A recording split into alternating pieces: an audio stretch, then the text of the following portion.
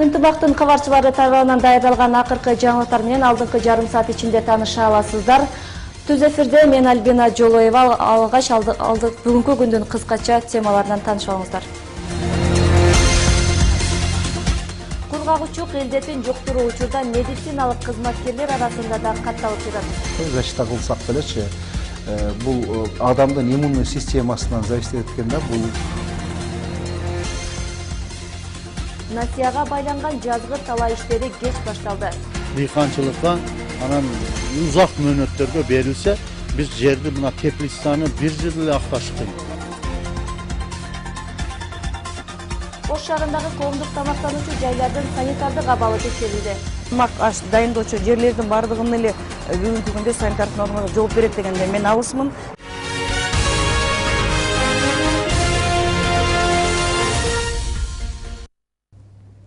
Кыргызстанда жумушсуздардын расмий саны 60 миңге жакындады. Бул тууралуу Каржы министрлиги маалымат таратып, өткөн жылдын ушул мезгилине салыштырмалуу ишсиз жүргөндөр бир канчага көбөйгөнүн билдирди.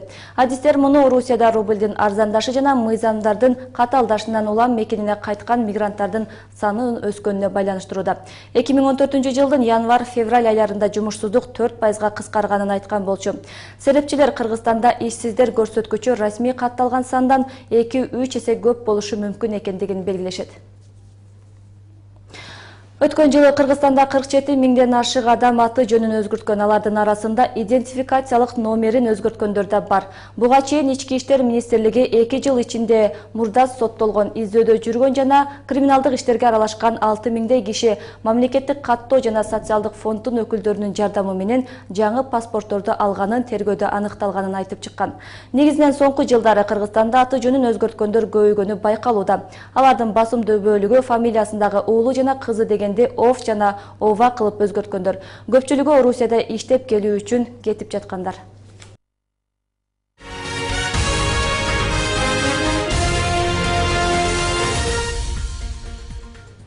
Кургагучук илдетин жуктуруучу медициналык кызматкерлер арасында да катталып жатат. Өткөн жылы Ош облусундагы ооруканада саламаттыкты сактоо кызматкерлеринин 2 дартка чалдыккан.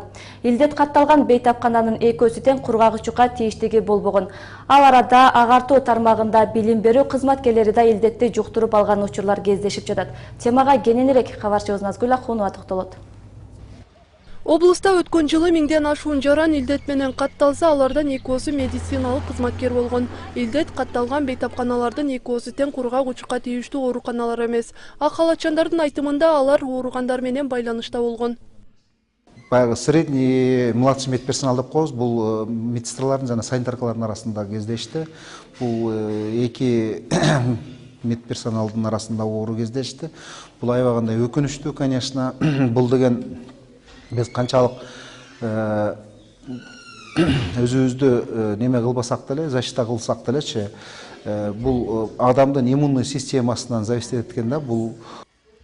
Текшерүүдө медициналык кызматкерлердин 2-суна тең кургагучуктун жабык түрү деген диагноз коюлган. 2 тең дарыланып чыгышкан. Бул арада агартуу тармагынан да билим берүү кызматкерлеринин илдет менен катталган учурлары болуп жатканын ак халатчандар айтышат. Өзүн көрсөткүсү келбеген аял Ноокат районундагы мектептердин биринде мугалим болуп иштейт. Азыр кургагучукка каршы ооруканада дарыланып жатат. Ал мындан 2 ай мурун тумоолуу ооруканага барса, ак халатчандар күтүүсүздөн кургагучук деген диагноз койгонун айтат. Биз ар бир мектепте ар бир класска кирип сабак өтүшүбүз мүмкүн, сабак өтпөсөк да ар бир балага сүйлөшүбүз мүмкүн. 5 класска кирген болсо, 5 класстын ичинен 27 окуучу болот. 5 класста 25тен болушу мүмкүн. Ар түрдүү да окуучунун санычы. Окуучунун саны ар түрдүү. Эми ошолордун ошондой ооруну кайсы баладан жугуп калышын биз билбейбиз да. Маалыматтарга караганда билим берүү тармагынын кызматкерлери кургагучук илдети менен көбүрөөк райондордо катталып жатат. Канча катталганы боюнча так маалымат жок. Анткени катталган оорулардын кызматтары эске алынбайт. Ал адамдар жөнөкөй бейтап катары эле тизмеге алынат. Себеби мурдагы Союз мусурундагыдай 1 жылда бирден профосмотр деп коет. Астына ала рентгенден өпкөнү тарткан азыр изилдөөлөр жок. Айрыкча райондордо жөн гана рентгендерден өтүп алышат дагы. Тааныш деп туруп, кийинен ооруп калган учурлар бар. Анын бала бакчалардан дагы катталып аткан болуш керек. Себеби биздин бул орун бир жылда бирден иштеген жумушчулар сөзсүз түрдө эренген текшерүүдөн өтүш керек. Ак халатчандардын айтымында буга чейин медициналык же болбосо башка тармактын кызматкерлери кургагучук менен ооруган болсо кайрадан жумушуна алынчу эмес. Азыр дарыланып чыкса кайрадан ордуна иштей берет. Анткени кургагучук оорусу айыгарын белгилешет.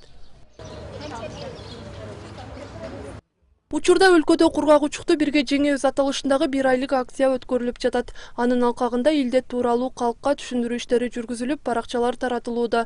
Иш-чаралар медициналык кызматкерлер, өкмөттүк эмес уюмдар жана ден соолукту чыңдоо борборлору тарабынан жүргүзүлүүдө. Акция ар бир аймактын айылдарына чейин колго алынып, аны айылдык ден соолукту чыңдоо комитеттери жүргүзүп жатат. Кургагучуктун микро таякчалар булар ар бир адамда бар экен.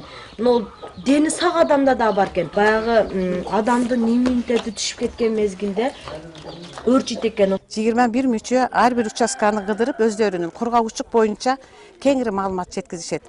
Түшүндүрүү иштерин алып барышат. Биз былтыркы жылы дагы акцияларды өткөзүп атканбыз. 24 мартка чейин биз өткөзөбүз. Элге түшүндүрүү иштерин алып барабыз.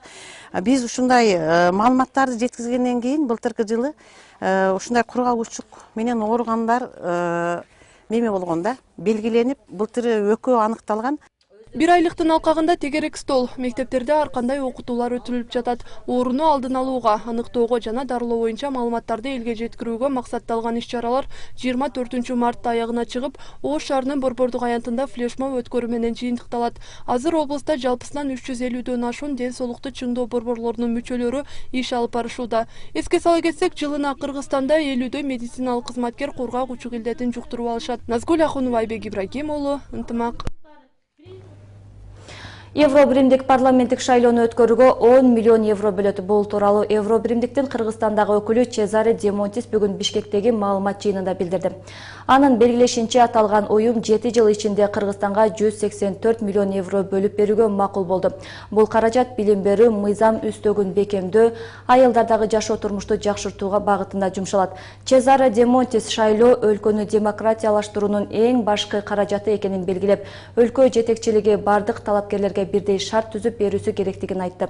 Ошондой эле атаандаштыкка жол берилиши керектигин, шайлоо тизмесин жаңылоо зарылчылыгын сунуш кылды. 2017 жылы президенттик шайлоону ачык айкын өтүүсүнө техникалык жардам берүүгө аталган уюм даяр экенин кошумчалады. Кыргызстанда парламенттик шайлоо быйыл күздө өтүшү керек. Ал арада парламенттик шайлоого саясий партиялар үчүн шайлоо күрөөсү 10 эсеге көтөрүлдү. Ага ылайык эми партиялар мурдагы 500 миң сомдун ордуна 5 миллион сом төлөшү керек. Мыйзамга тиешелүү өзгөртүүлөрдү киргизүүнү парламент кече колдоду. Эске салсак, шайлоо мыйзамдарына бир топ өзгөртүүлөр сунушталууда. Ал боюнча депутаттар бирдиктүү пикирге келе албай, мыйзамдардын ар бир пунктуна өз-өзүнчө добуш берүүнү чечти. Жыйынтыгында күрөө суммасын жогорулатууну эл өкүлдөрүнүн 91-и колдоду.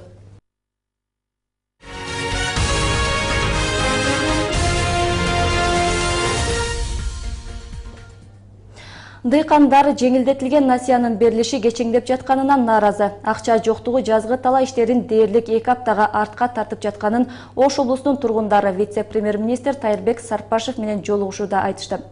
Алар насыя берүүдө өкмөт айыл чарбага эмес, мал чарбага артыкчылык берип жатканын сынга алышты.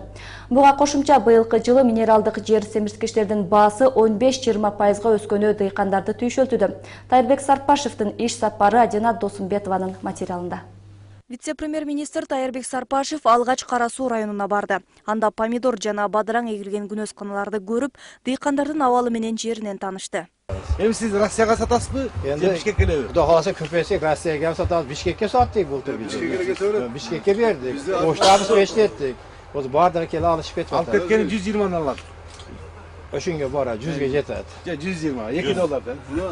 Министрдин иш сапарынын жүрүшү андан ары Араван районунда уланды. Мындагы дыйкандар көйгөйлөрүн четтен айта башташты. Облусту гана эмес, башка аймактарда да пияз жана сарымсак менен камсыздаган аравандыктар өткөн жылы суу тартыш болуп, кыйынчылык жаралганын айтат.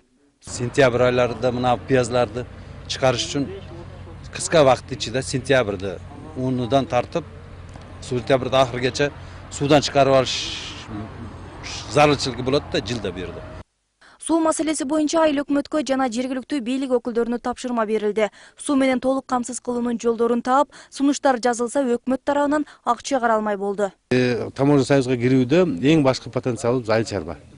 Өзгөчө мына эң биринчи бышып жетилген өсүмдүктөр, техникалык өсүмдүктөрдөн башка да жашча жемиштер. Муну биз колдоонун алкагында долбоорлорду биз кабыл алабыз. Бул жагынан дагы биз жерлерге, жергиликтүү акимдерге ар бир айыл өкмөттүн экономикалык картасын түзгүлө. Кайсы жерди тамчылатып сугаруу боюнча ишти алып барасыңар, кайсы жерге кайры иштетүүнү куруш керек. Ар бир район, ар бир айыл өкмөт 15 апрелге чейин жатка билиш керек. Кайсы жерде кайсы ресурсту колдонгондо биз экспорттук потенциалды чоңойто алабыз. Ал эми Араван районунун Төбө Коргон айыл өкмөтүнүн дыйкандары быйылкы жылы насыя ала албай жаткандарын айтышты. Буга кошумча минералдык жер семирткичтердин баасы да 15-20% өскөн. Насыя берүүдө дыйканчылыкка көңүл бурулбай, мал мүлктөрдүн көптүгү талап кылынып жатканы жашоочуларды түйшөлткөн. Мындан улам жазгы талаа иштери 2 аптага кеч башталган. Анткени бул аймакта мал чарба кылууга шарт жок. Жашоочулардын дээрлик баары дыйканчылык менен алектенет. Жогоруда айтылгандай маселелер тоскоолдук жаратпаса, жер жемиштердин баасынын арзан болушуна шарт түзүлөрүн дыйкандар айтат. Мында келип мал жандыкты көрөм дегенде биз элдер кыйналып атат. Ошон үчүн ошо дыйканчылыкка анан узак мөөнөттөргө берилсе, биз жерди мына теплицаны 1 жыл эле акташ кыйын. Кийинки төрөлгөн балдарга жер үлүшү берилбей калды да. Мисалы азыркы жаш жаңы курулган үй бүлөлөрдө ошо керек болсо ошо 5 үй бүлө мүчөсү 9 эле сотикке карап калган үй бүлөлөр дагы бар. Насыя берүүнүн кечеңдешинин себебин министр берилген акчанын дарегине жетпей жатканы менен түшүндүрдү. Анын айтымында дыйканчылыкка деп насыя алып алышып, соода сатык жана башка иштерге жумшаган учурлар көбөйгөн. Дыйканчылык иштерине болгон акча 1 жуманын аралыгында бериле баштарын Сарпашев кошумчалады. Жаңы бир чектөөлөрдү койдук. Что базарга кетип калбасын, соодага кетип калбасын. Анткени биз буну дыйкандар өнүксүндү берип атабыз. Дыйкандарды биз өнүктүрөлүп берип атабыз. Ошондуктан анын бир дагы бир шарттарды койдук, базарга кетпей турган шарттарын. Ошо менен кабыл алганда бир аз кечигип калды. Өкмөттүн токтомуна ылайык 100 баш майда мал, 20 баш бодо мал, 10 жылкысы бар малчылар биринчи категорияга кирип, 3 миллион сомго чейин насыя алууга укуктуу. Сарпашев насыя берүүдө дыйканчылыкка көбүрөөк көңүл бурулушу сунушталып жатканын билдирди. Өкмөт быйыл дыйкан фермерлерге жеңилдетилген насыя берүү үчүн 5 миллиард сом бөлгөн. Андан сырткары чет элдик банктар менен да келишимдер түзүлгөн. Белгилей кетсек, өткөн жылы 1 апрелге чейин дыйкандарга 3 миллиард сом насыя бөлүнгөн. Адина Досумбетова, Зайыр Абдыкеримов, Ынтымак. Улуттук банк тарабынан жума башында валюта базарына 24.700 доллар интервенция кылынганына карабай, сомдун куну бир калыпта сакталган жок. Бейшемби күнү Бишкек шаарындагы акча алмаштыруучу жайларда 1 акш долларынын баасы 63 сомго чейин көтөрүлдү. Ал эми расмий курс боюнча 19 мартта 1 доллар 62 сом 32 тыйын деп бааланды. 2 ай мурун 59 сом 89 тыйын болчу. 3-4 айдан бери акш долларынын кымбаттоосу уланууда. Бул абал базар бааларына да таасир этип, керек жарактардын наркы өсүп жатат.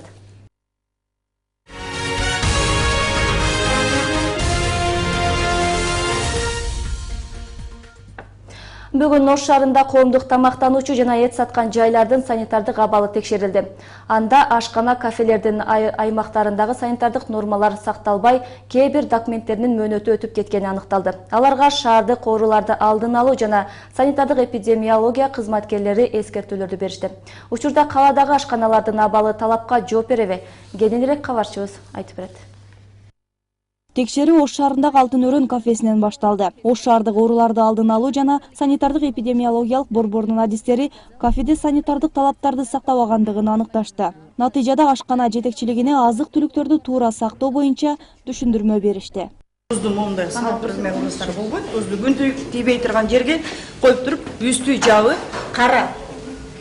Желательно мындай темный идишке салып туруп, анан мен себеби туздун күндүн нуру тийгенде туз дагы ийет. Түзүн эмеси болушу мүмкүн. Тамактар моундай турбаш керек. Булардын үстүндө обязательно крышкасы болуп туруп, анан отдельно туруш керек. Ана молочный продукцияга биз отдельно холодильник требует этебиз. Себеби ал жерде музаткычтын өзүнүн температурасы, определенный температурасы болуш керек. Муну жерде азыр товарный соседство дейт. Тамак аштын сакталуу режими сакталган эмес. Тез даярдалуучу тамактардан башка жашылчалар дагы туура эмес жерлерде сакталганы маалым болду. Мындан сырткары эт туурооду колдонгон тактанын абалы да санитардык абалга жооп бербейт. Мына эт жапкан күнүгө туздалыш керек бул. Мына сиздерде эң грубый нарушениеңиз бар. Мына бул неменин ет жапкан жердин туздалбаганы. Кафе жетекчилиги дагы өздөрү кетирген кемчиликтерин мойнуна алып, мындан ары кайталанбасына сөз берди. Umak turamiz. Endi hozir qaramay qolibman-da, unga tuz sepishmay qolibdi, uni bilmabman. O'zi negizde qancha kunda bir tuz sepiladi murun? Shu haftada bir marta endi generalni uborka qilib turib, subbota kuni polni. Shunda qilar edik. Endi kunda sepamiz. Buni bu yog'iga kunda qilish kerak bo'lsa. Рейдтин алкагында шаардагы Изюм кафесинде да кемчиликтер аныкталды. Анда тез айны турган эт жана жумуртка азыктарын пайдаланууга уруксат берген документтин мөөнөтү өтүп Булар эми кеткен. ушулту айтып атышат, биздин колубузда болгон документ, калган свежий документин көргөзөбүз деп. Ар бир алган ошон үчүн эми биз азыр эгерде булардын акыркы ветеринардын документтери жок болсо, ветеринар институциянын мыйзамынын негизинде биз буларга административдик чара көрөбүз. Андан кийин самсаканалар текшерүүгө алынды. Рейдтин жүрүшүндө коомдук тамактануучу жайлардын санитардык абалынан сырткары кызматкерлердин кийген кийимдери, кардарлар үчүн кол жуучу каражаттардын бар жоктугун жана санитардык китепчесинин толтурулушу каралды. Бирок рейд пландан сырткаркы болгон үчүн акчалай жазана салынбастан эскертүүлөр гана берилди. Ар микробтун бүт барысы ушу колдон берилет, бардыгычы. Ошондон сиз мону жазып атып, башка жакка жумуш эмесеңиз, алмаштырып башка дейишиңиз керек. Макул?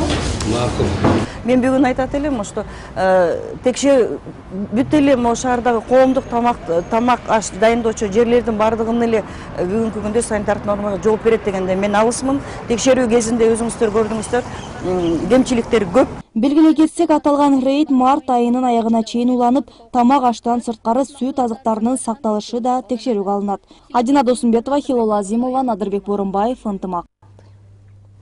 19 мартта кечки саат 6 чамасында Өзбекстандын Сох анклавынын чегарачылары Баткен районунун Ширеш айылынын аймагына 1 чакырымдай аралыкта кирип келишкендиги тууралуу жергиликтүү тургундар кабарлашкан. Кыргыз чегарачылары жерине барып аларды аймактан чыгып кетүүсүн эскертишкен. Ортодогу пикир келишпестиктен улам эки өзбек чегарачысы 3 чакырым алыстыкта жайгашкан Бозадыр чегара заставасына алып келишкен. Мындан улам коңшу мамлекеттердин чегара жетекчилери менен сүйлөшүүлөр болуп, кармалган чегарачылар кайтарылды. Бул окуядан кийин аймактагы Кара Токой, Ширеш, Бозадыр айылынын тургундары наразычылыктарын айтып чыкты. Алар өзбек чегарачылары көп күндөрдөн бери бул аймакта жүрүшкөнүн, чегарага жакын айылдагы мектептердин куруусуна чейин бастырып келишерин айтышууда. Ал эми Баткен чөлкөмдүк чегара башкармалыгы кечээки окуя болгон жер азырынча аныктала электигин билдиришти.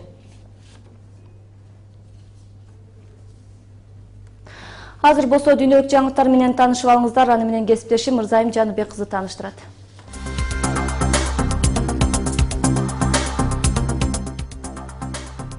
Тунистеги 23 адамдын өмүрүн алган музейдеги кол салуу үчүн жоопкерчиликти Ислам мамлекети террорчул тобу өзүнө алды. Муну тастыктаган аудио интернетке бүгүн жайгаштырылган. Анда музейге кирип ок чыгаргандарга колдоо билдирилип, Тунисте мындай кол салуулар дагы күтүлөрүн эскерткен. 18 мартта Тунистин Борбор калаасындагы белгилүү Бардо музейине куралчан адамдар кирип ок ачкан. Андан 20 чет элдик турист жана 3 жергиликтүү тургун каза болду. Тунис бийлиги бул окуяга шектүү катары бүгүн 9 адамдын кармалганын кабарлады.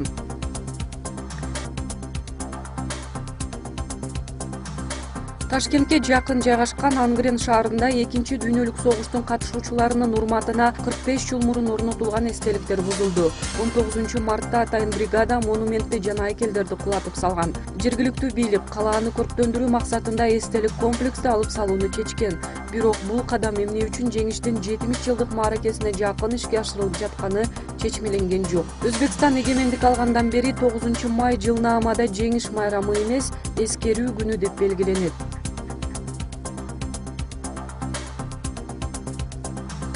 Катардагы 2022 жылдагы футбол боюнча дүйнөлүк чемпионаттын финалы жайда эмес, 18 декабрда өтөт. ФИФА мындай чечимин аталган өлкөдөгү абанын өтө ысыктыгына байланыштырды. Мындан сырткары чемпионат 28 күнгө чейин кыскартылып, оюндар ноябрь-декабрда уюштурулат.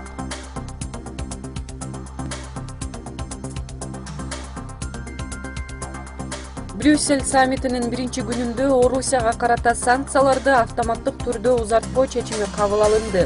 Эми чектөөлөр Минск макулдашуусунун аткарылышына карап өзгөрүлө берет, дейт Еврошаркеттин башчысы Дональд Туск. Ушул эле жыйында Россия Федерациясынан көз каранды болгон энергетика тармагын реформалоо талкууланды.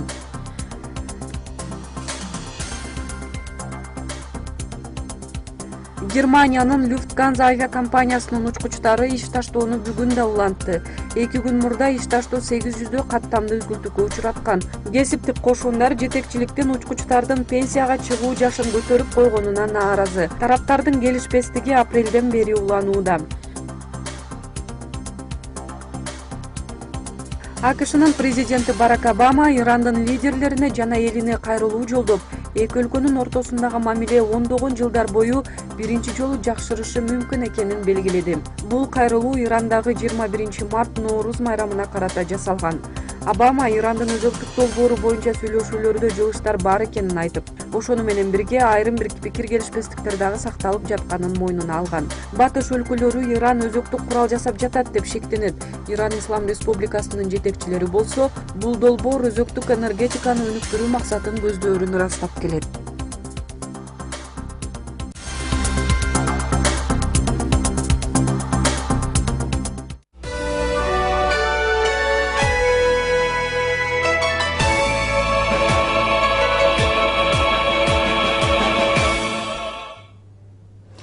Ынтымак Ош шаарындагы улуу ата мекендик согуштун ардагерлери менен тааныштырууну улантат. Бул жолку каарманыбыз 16 жашында өз ыктыяры менен согушка аттанган Мухтор Холиков. Ал 1943-жылы Кенсберг шаарында фашисттик Германия аскерлери менен согушкан. Жеңиш күнүн Москвада тосуп, алгачкы парадка катышкан ардагер менен кабарчыбыз маектешип келген. Ардагер быйыл 91-жазын тосуп жатат. Согушка 16 жашында атасынын артынан кеткен. Фашисттик Германиянын жеңилип, СССР жеңишке жеткендигин ошол жакта белгилеген. Москвадагы алгачкы жеңиш парадына катышкан каарманыбыз эми быйыл жеңиштин 70 жылдыгында Кызыл Аянтта тосом деген ою бар. Экинчи столицасы Кенсберг.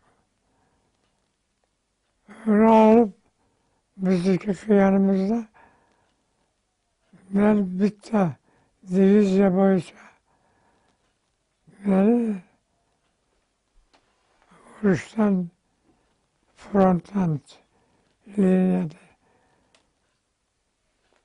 çakırıp buldu. Sen oraya vuruşmuyorsan endi Moskva'ya okşa varasan da Каарманыбыз немистер менен болгон кандуу кармашта Смоленск шаарынан Кенсберг, азыркы Калининград шаарына чейин душман менен алышкан. Согуш талаасынан 1944-жылы декабрь айында атайын буйрук менен Москвадагы Ленин атындагы училищага окууга жөнөтүлгөн. Адам урушка birinchi ketgan ekan, undan orqasidan akam o'zi ko'ngilli bo'lib ariza yozib ketgan ekan komsomol yo'llanmasi. Biz hammamiz 9ta bir tug'amiz. Eng kattamiz shu akam. O'sha o'g'lidan 2 qizi bor. Qizlari ham ko'yga tiyib ketgan, nevaralari bor. Mana domda turadilar, domda qiylangandan hozir shu yerga olib kelib olganmiz. Biz qaraymiz. Biz jenderi bo'lamiz. Bir tug'an tog'amiz. Ардагердин 2 кызы жана 5 небереси бар. Учурда алар Орусияда болгондуктан алар менен телефон аркылуу гана байланышып турат. Uruş болмасын, адамlar bir-biri bilan do'stlikda yashasa.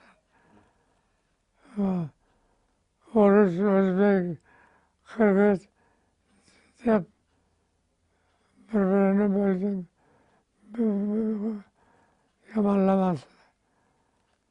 Атамекенге 26 жыл кызмат кылып, офицердик наам алган. Орусиянын бардык шаарында болуп, 1965-жылы элдик чарба тармагында 20 жыл эмгектенип, ардактуу ис алууга чыккан. Эскерте кетсек, Ош шаарында улуу атамекендик согуштун 26 ардагери калган. Кылымжан Азамат кызы Айбек Ибрагим уулу, Ынтымак.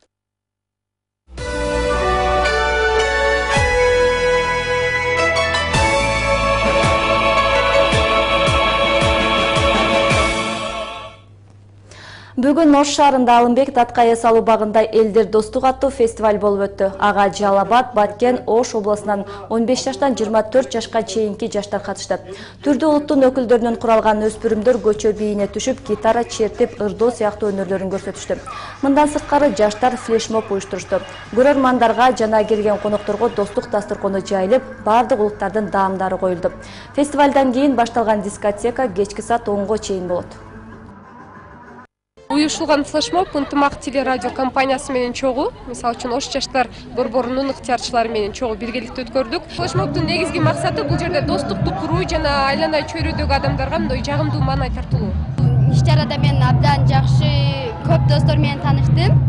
Мага таанышкан досторум абдан жакты. Арулуттагы жарандар Орус, Озбек жана абдан жакты. Дагы бундайларга көп катышсам дейм. Бүгүн Ош шаарында эркен күрөш боюнча республикалык мелдеш башталды. Өлкөбүздө жыл сайын өтүүчү турнир Ош шаарында быйыл экинчи ирет уюштурулуп жатат. Ага өлкөнүн бардык тубандарынан келген 200дөн ашык спортчулар катышууда.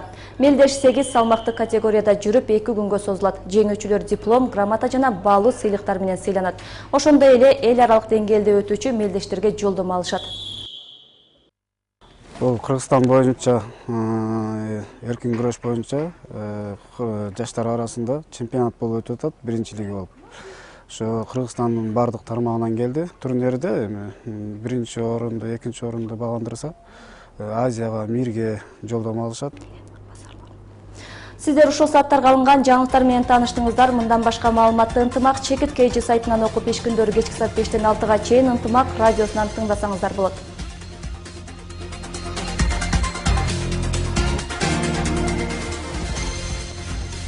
Мен сиздер менен коштошом. Алдыда Иламан Жомартовдун спорт жаңылыктарынан кийин кесиптешим Назгүл Ахунованын талашка түшкөн тесттик базарлар аттуу атайын репортажын көрө аласыздар.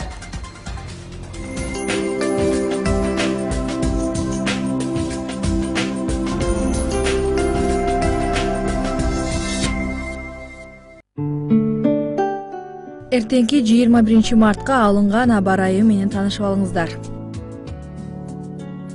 Абанын эртеңки күнгө алынган температурасы Баткен областында түнкүсүн 1-6 градус жылуу болот, ал эми күндүзү 11-16 градус жылуу болуусу күтүлөт. Ош областында 7 градуска чейин жылуу болот, ал эми күндүзү 13-18 градус жылуу болот. Ал эми Жалал Абад областында да мына ушундай эле аба ырайы күтүлөт. Түнкүсүн 7 градус жылуу болсо, ал эми күндүзү 13-18 градус жылуу болот. Нарын областында -3, -8 градус суук болсо, ал эми күндүзү 5 градус жылуу болот. Талас областы түнкүсүн 4 градус жылуу болсо, ал эми күндүзү 10-15 градус жылуу болот. Ысык көл областында түнкүсү -5 градус суук болсо, ал эми күндүзү 7 градус жылуу болот. Чүй өрөөнүндө кечкисин 5 градус жылуу болсо, ал эми күндүзү 12-17 градус жылуу болот. Бишкек шаары боюнча аба ырайы 21 мартта түнкүсүн жаан жаашы күтүлөт. Күндүз жаан чачын күтүлбөйт. Абанын температурасы түнкүсүн 2 градустан 4 градуска чейин жылуу болсо, күндүзү 14-16 градус жылуу болот. Ош шаары боюнча аба ырайы Ош шаарында түнкүсүн жаан жаашы күтүлөт. Күндүз жаан чачын күтүлбөйт. Абанын температурасы түнкүсүн 5-7 градус жылуу болсо, ал эми күндүзү 16-18 градус жылуу болот.